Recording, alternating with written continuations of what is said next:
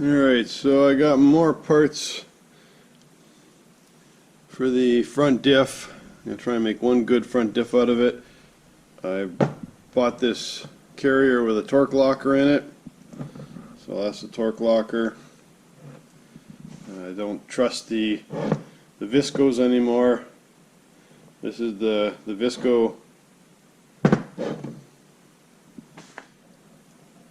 And this is the other visco that I took out when the visco calved last year. But I don't trust. This is supposed to be a brand new visco. This is the one I put in this spring, and I don't trust it. Something led to the failure of that little gear right there, that one of those little gears, and then the whole thing blew apart. So gotta try and put one front diff together. I got a new pinion gear here and bearing, that's got to go in here.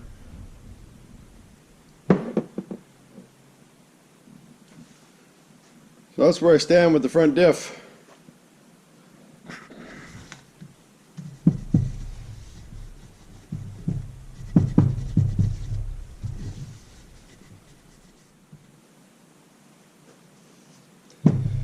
Okay, like I said, I gotta change the pinion gear here.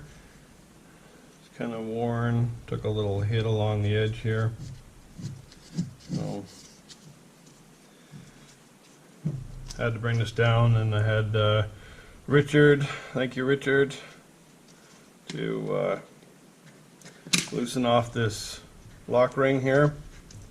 He got the proper tool down at Halfway Motors. I gotta clean this out. And there's the pinion and the bearing. Got a lot of junk in there. Pieces of metal. Clean that up. That's gonna go in the garbage bin with the rest of the junk. And we got the brand new one. Even with a brand new bolt and washer. Nice. Okay, so we've got to clean this up. You can see in there.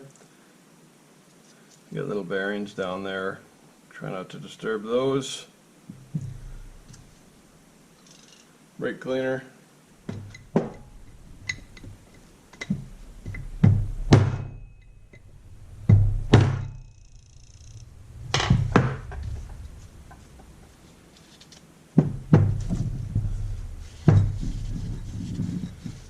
Okay, it's tight.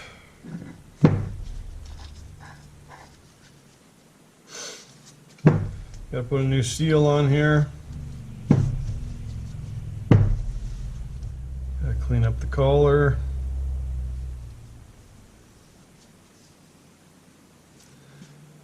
I just put a new wear ring on when I put the other seal on before, so it's fine.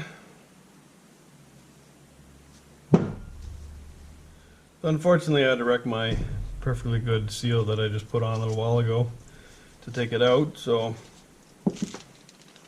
fortunately I got another one.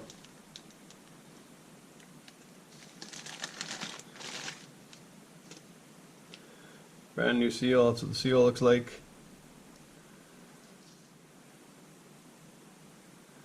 I can use the old one to finish set this one.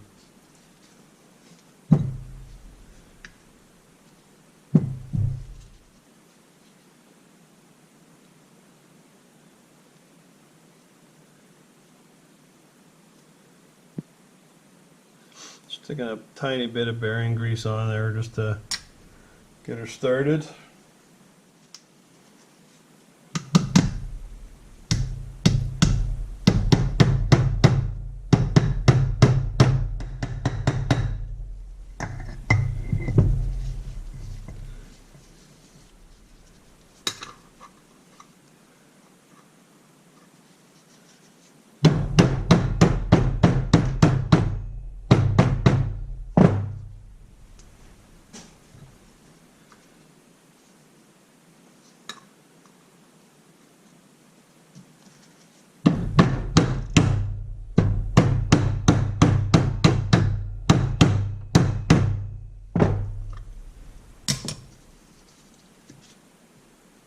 Okay, it seems to be set down in.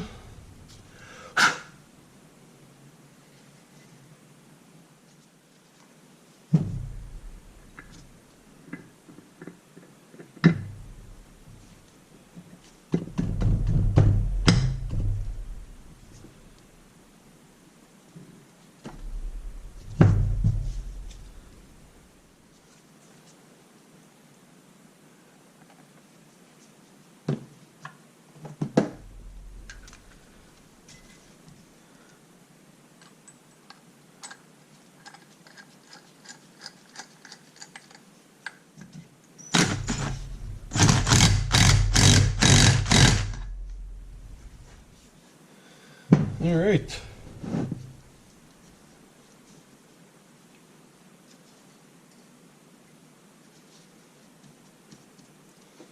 Now, bearings.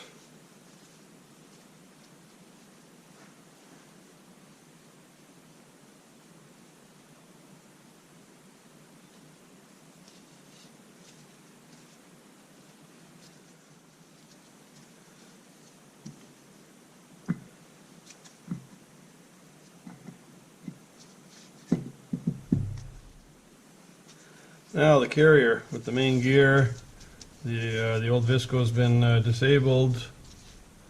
Got a Torq Locker in here now. So I'm really hoping that this is going to be the key. Looks decent anyways.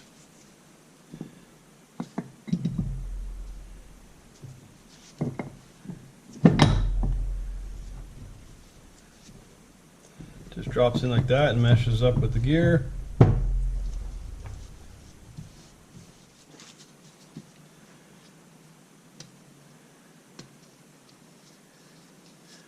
Alright, we got a shim on the top. So this is my little you'd think I could make it bigger, eh? But we got the outer casing, bearing, you got the main gear ring, O-ring. You got the cage, all the bolts. You got the shim on top of the cage, and then you got the bearing in the other end. So there. Let's see which one. I got two of these. Let's see which one's better. This one definitely feels better.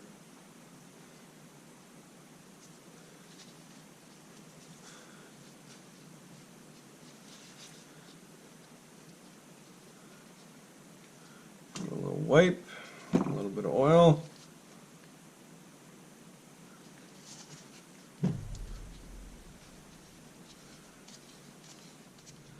Alright, I gotta clean up this side a little bit.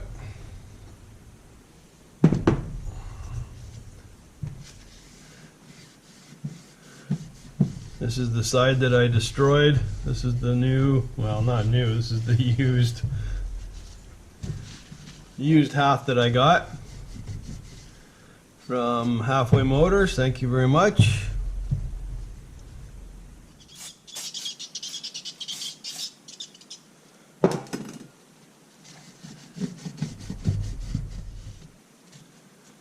Looks pretty good.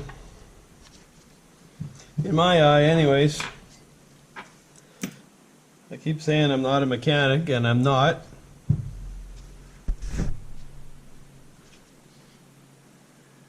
I just have some mechanical know-how, but I'm not a mechanic by any means of the word. I just put stuff together and hope for the best.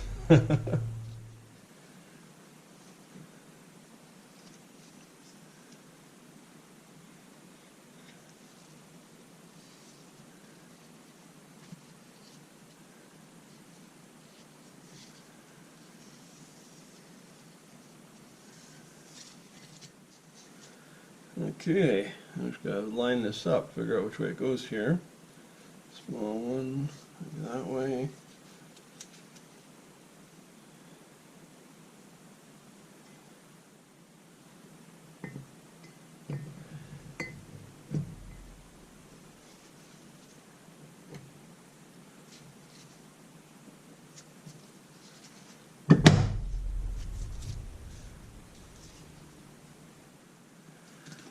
Loctite these bolts.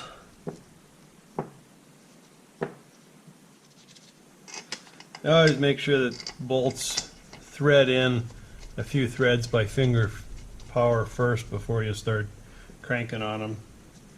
You really don't want to cross thread anything on these, especially these kind of things.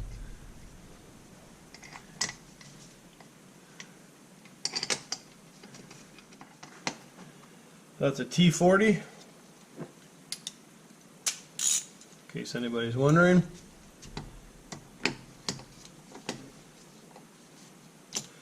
Get a little longer.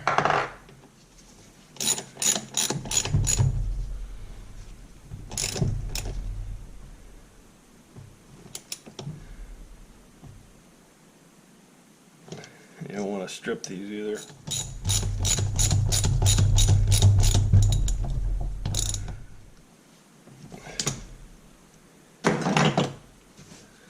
Alright, that's a front diff done, and hopefully it works and doesn't blow up anymore.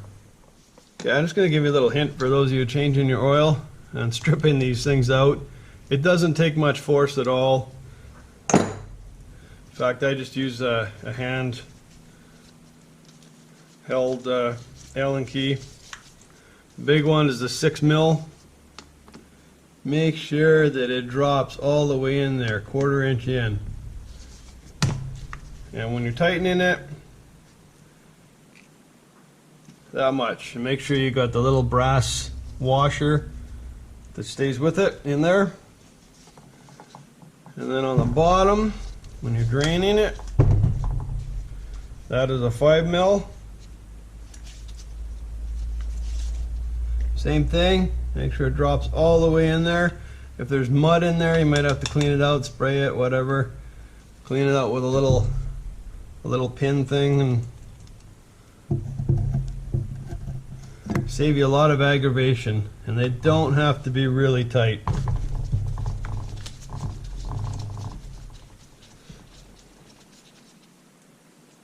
It's got a little rubber washer on it, little magnet.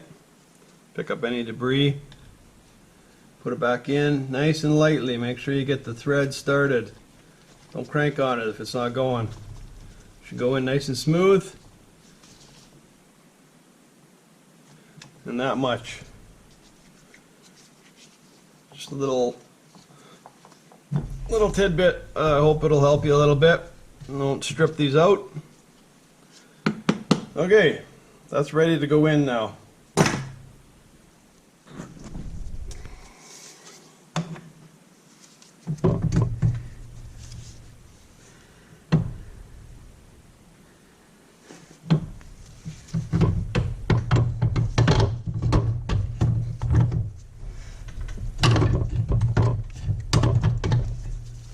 Hardest part is getting it by this back bracket here, as it hits up against the tie rod arms. But we got it out, so it's gonna go in. It's a matter of when. There we go. Right on.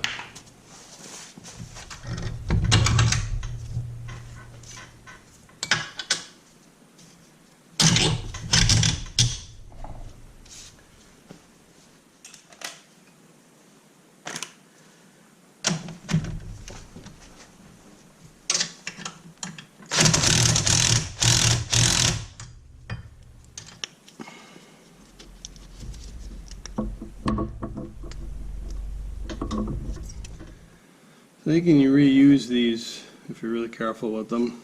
Spread the gap apart here, and when you put it on, hook that end over, make sure it's down, and then you use a pair of these little nipper pliers to squeeze that back together. Unless you break them, and in which case you gotta order some more. But I broke one.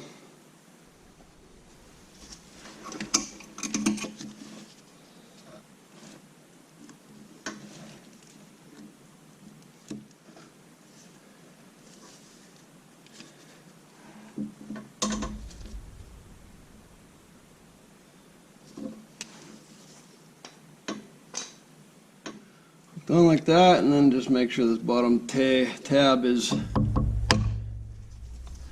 bent down a bit. Here. One.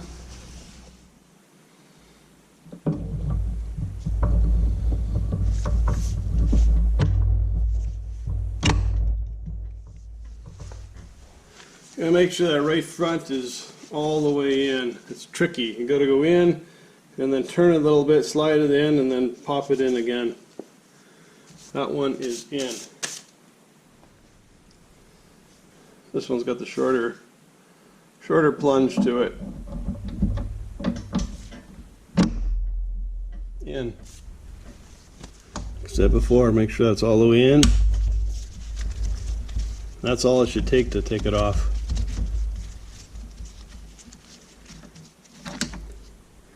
And then there's that little brass washer. Make sure you don't lose that. That's got to stay in there so it won't leak. And the front diff takes 500. We're just going to fill it until it starts coming out the hole. And this is one thing that I did. I just heated up. I got a piece of hose, like 1/4 inch in interior diameter, and I heated it up and I stuck it over the nozzle on this, and it stays on. And this is, I switched this between them all. Like I said, make sure you got the threads good. It goes in nice and easy, and then that's it. And that little bit, that little snug, that'll actually feel tighter once you take it off because of the heat of the diff. Sets it.